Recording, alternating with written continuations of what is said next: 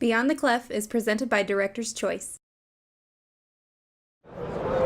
Welcome to Beyond the Clef here at TMEA 2018. We have a very special guest with me. We have, I'll just say she's a mentor, she's titleist, she's a legend, Barbara Lambrecht. Thank you so much for being a part of the program. My pleasure. We've got a quick chance to be able to chat with each other before the show, and I wanted to just see if you could tell me a little bit about your story. Well, grew up in a time when women were not directors, but my band director, J.R. McIntyre, the legendary J.R. McIntyre, had an after-school conducting class. Most of the band went. We learned how to conduct, how to do fermatos, dynamics, all those kinds of things. And in the olden days, which that was, they had a contest from UIL, and it was student conducting. And so then we had a contest to see who was going to get to be the student that we actually could have two. And so he came to me and he said, well, Barbara, you really were one of the best two, but Bobby is in the 9th grade and you're in the 8th grade, so you have another year. And if it's okay, I'm going to let him do it. And I said, okay. Bobby, being a euphonium player, got in trouble. Like they always do. Like they sometimes do. They were in a classroom supposedly practicing, and he was throwing chalk, so I almost said Lambrecht, my husband. They remind me of each other. Mr. McIntyre said that Bobby couldn't do it, and so I was up. So I conducted Claire Grundmann's first American folk rhapsody. Wow. After we finished sight reading. I mean, it's got, I don't know if you know that piece, but there are all kinds of tempo changes and time changes. And, great. And it was so much fun, you know, I thought, boy, this would be great to do my whole life. So that's what I've done my whole life. That's fantastic. Wow. All right, so then bring us a little snapshot from there to here. Where you've gone a lot of places, but you live in El Paso, correct? Yeah. Right. Yeah, and you've worked with UTEP, but also done a lot for the area there. Tell us a little bit about that. Presently going to 9 schools a week, about 16 rehearsals a week, mentoring the program, working with the flutes, maybe working with the band and the teachers, and teach flute also, private flute lessons. And I got into that because I wasn't teaching at one school anymore. It's a lot of fun. I mean, I may be leaving home at 6 in the morning and getting home at 8:30 at night, same hours as if I was employed by one school. But I'm in several different places and get to see a lot of different students and a lot of growth. I've done elementary, starting with my first job. I was teaching like 4th grade through 12th grade in a little town called Rawls outside of Lubbock. I know it. Yeah. And then, so mostly I felt like I was a high school band director then. I taught the other things, but. Right. And then after that taught junior high, which true junior high, 7, 8, 9. And then back to high school, and then taught actually at 3 different colleges. Usually, the first one was because a former student of mine had taken over as the chair of the music department. We had a reunion, and he was bemoaning the fact that he was going to have to hire a band director. They were having trouble with one. He was talking to my husband, Rick. And Rick said, well, Barbara will go.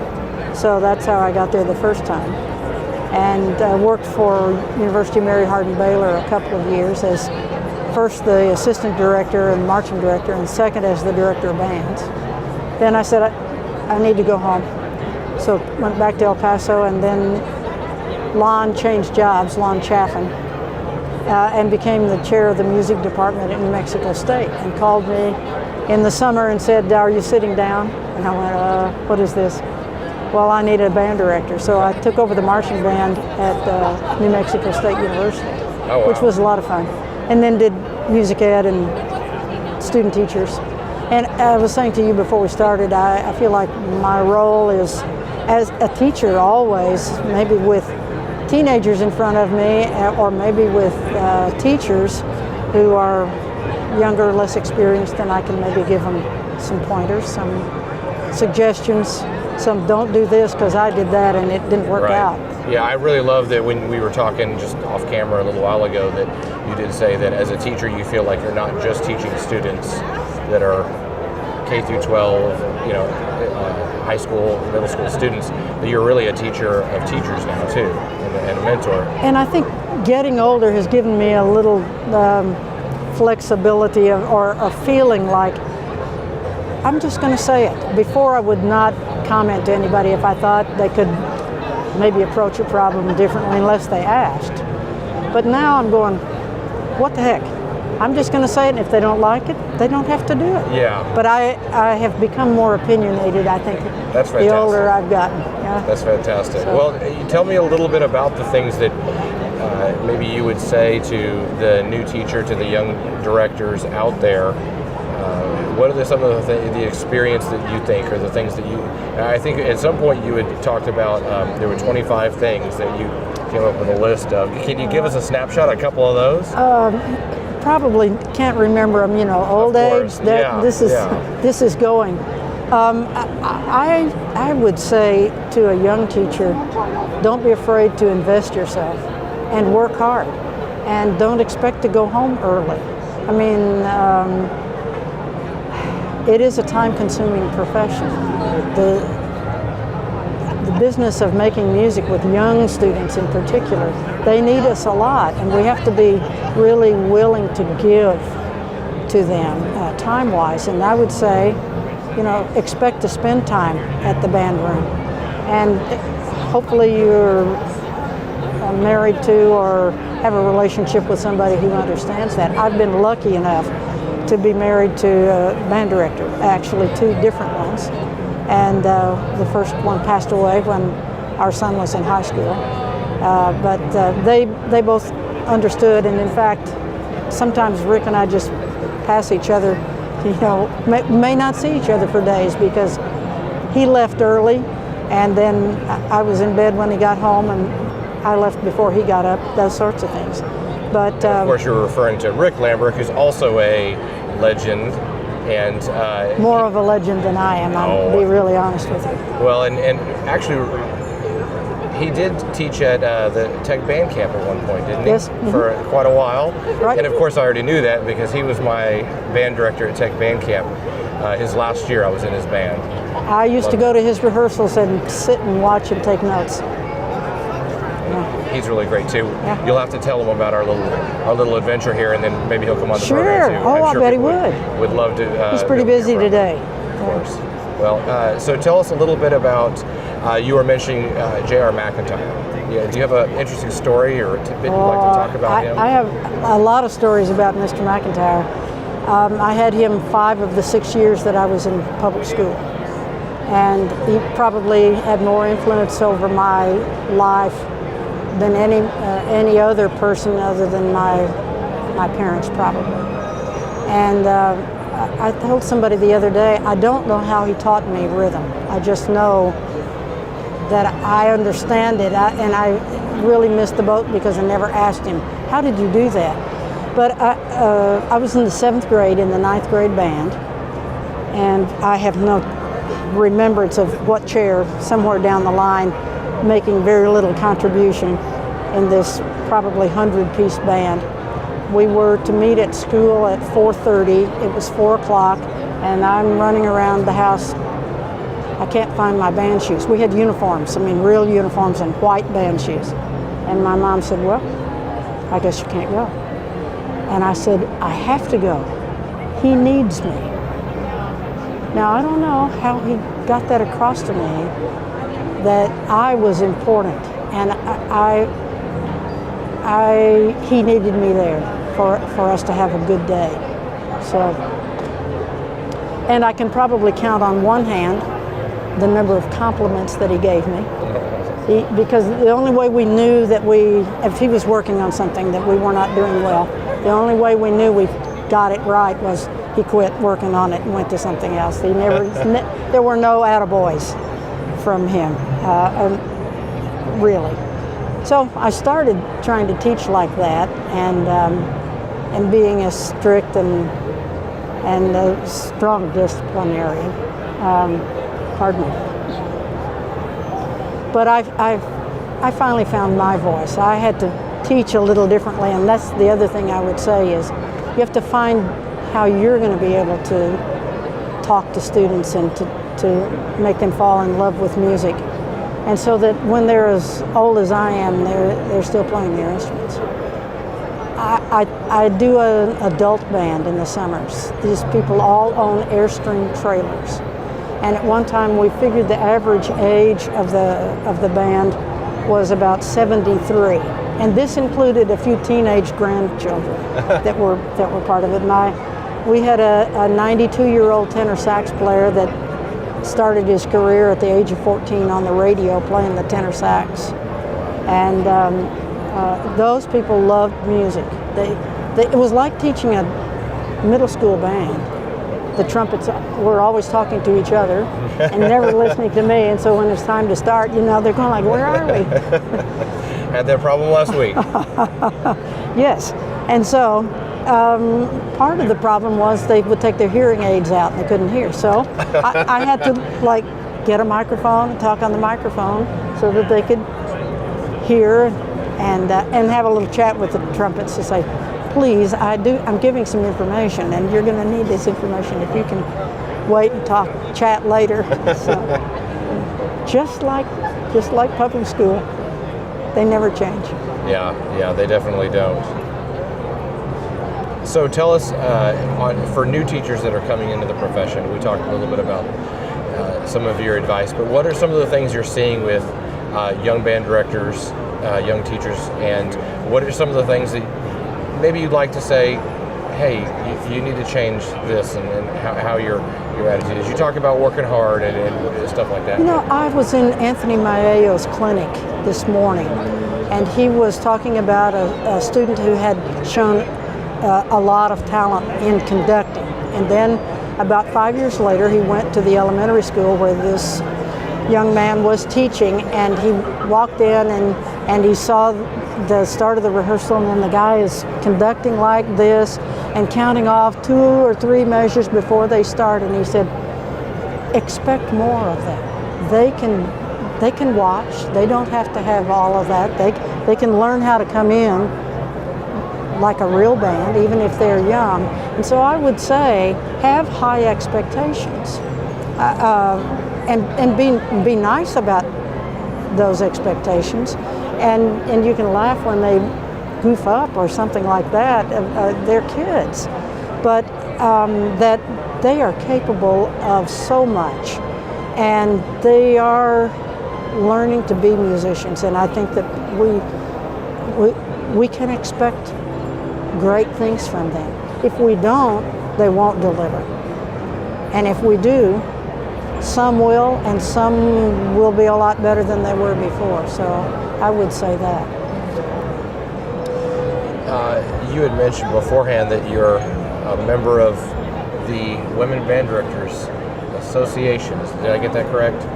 Women Band Directors International. International. Uh-huh. Today, I don't know why I've been doing that, but I keep on wanting to add the word association and everything. Maybe it's TMEA. So tell me a little bit about that. Barbara Lovett from Lubbock, before your time, but a wonderful band director that I met when I was in college.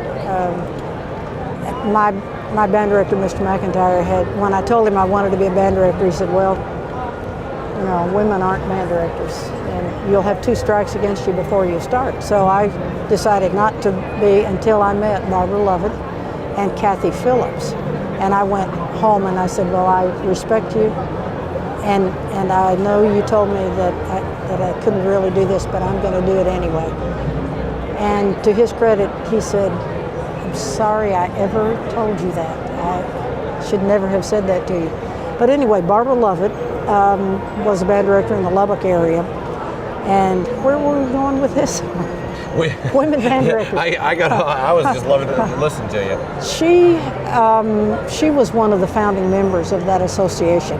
And I don't remember what the original name was before they were international.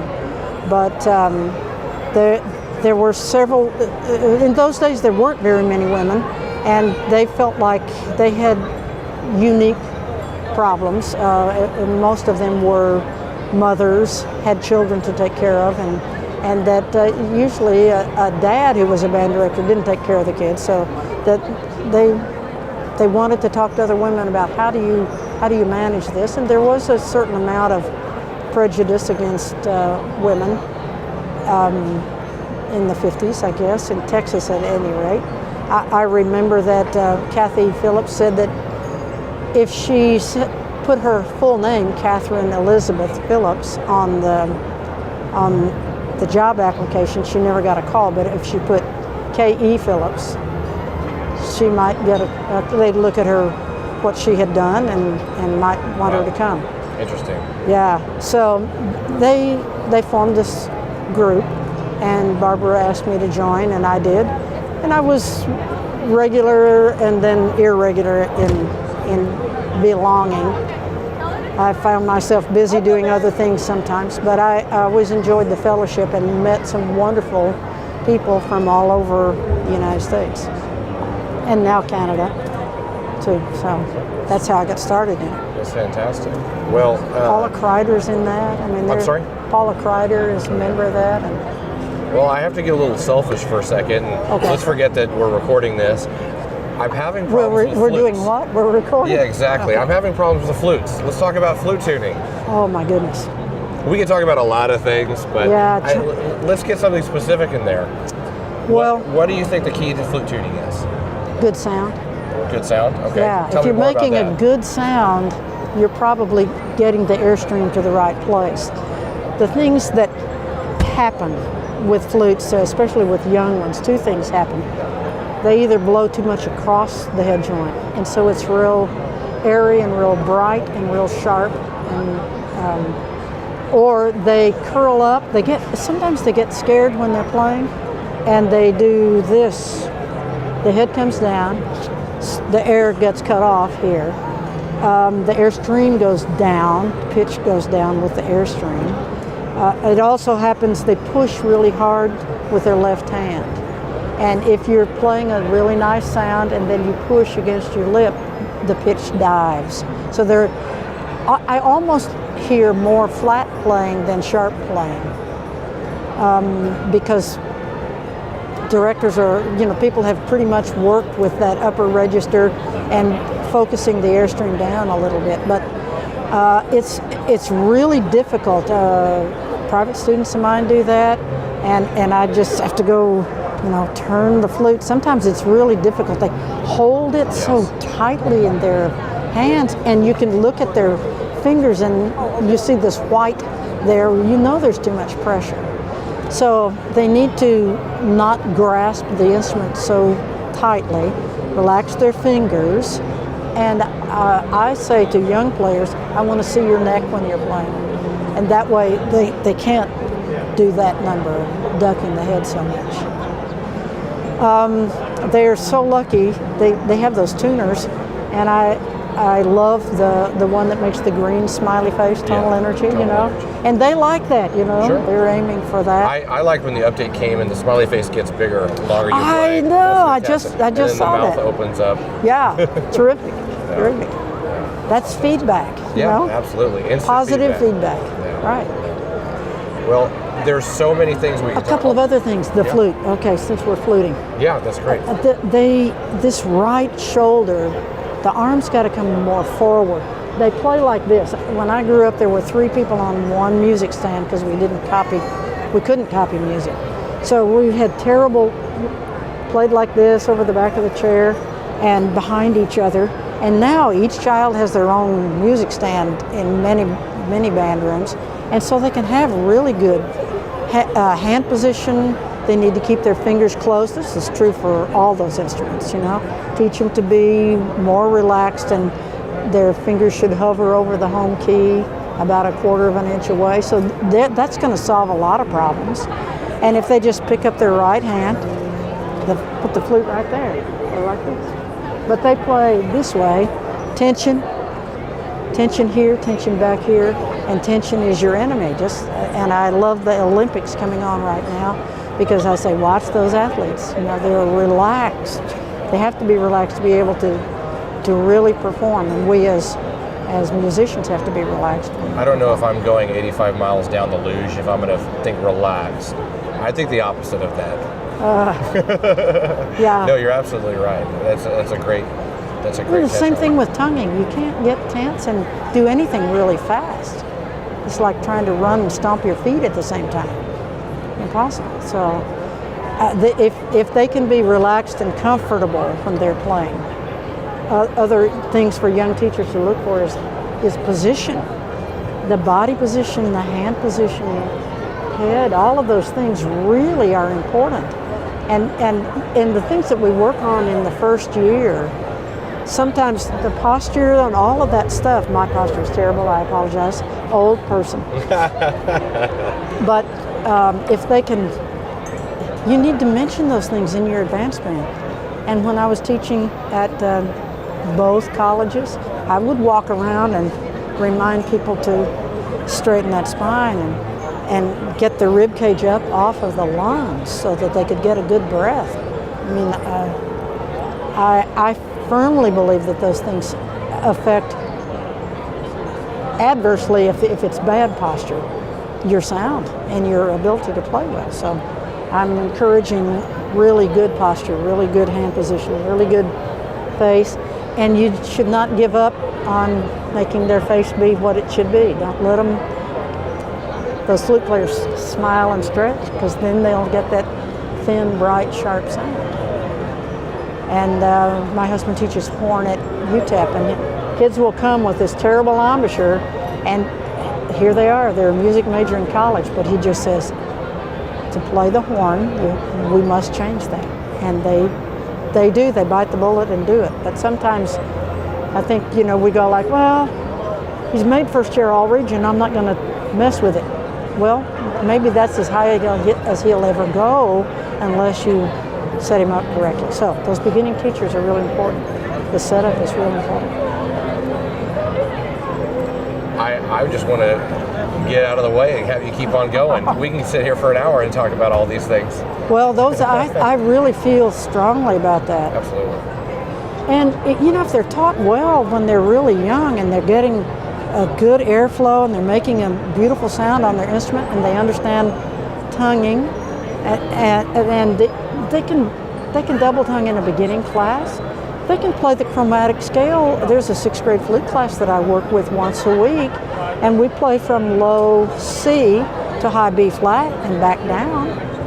And we do octave slurs all over the place so that they're learning what they're going to have to do with their air, and they're not going to be shrieking when they're in the upper register so much.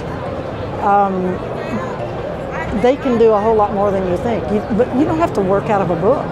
Yeah. Just teach them to play the instrument and to love music. Yeah, absolutely. So tell me, as a non-flute player, as a teacher, how do I get higher than B flat? That's all I'm going right now. I wasn't taught flute. I wasn't taught. Okay, so I mean, I was taught flute, of course, in the general way, but I'm not a flute player. And so. I would do an overtone thing. I'd have you play like an F, fifth line F, and then ah-ee, ah-ee, ah-ee, ah. There's a little bit of action here. The jaws can move a little, and that causes the air to change. The upper lip is what's going to focus the airstream where it's going to go. So there are all these things. I would teach you to do that, and then when you got to then you can go up the scale and just remember what you did with your mouth. And the